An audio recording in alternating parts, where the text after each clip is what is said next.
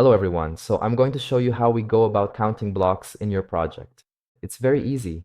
To do this then, just select the block you want to count with a click, right-click with the mouse on Count Selection.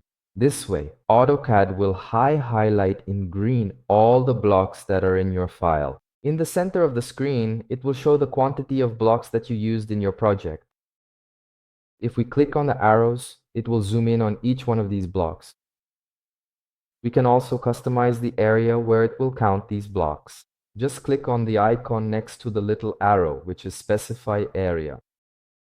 Once that's done, make a new selection window, and it will count only the area that is inside that window. If you want to make a new window, just click again and make another area. We can also select all these blocks at once. Right next to the button where we made the new area, there's a way to select them all at once, which is Selected Counted. This way we can also delete all these blocks at once. Just press delete. I'll hit Ctrl Z here, and let's also see the last option available, which is the parametric numbering. Then just click on the icon next to the X, which is Insert Count field, and choose the area where you want to place the numbering.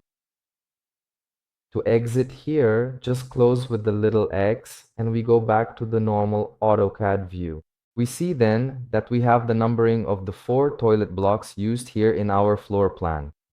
It's very cool that we can use this in tables.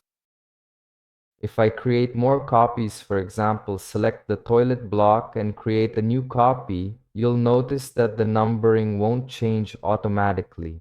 For that to happen, we're going to have to use a command called region, which is RE and enter. And the numbering will update itself. Remembering then that this count selection is a super easy way to count all the blocks in your project. I hope you guys liked it, and we'll see you then in the next videos.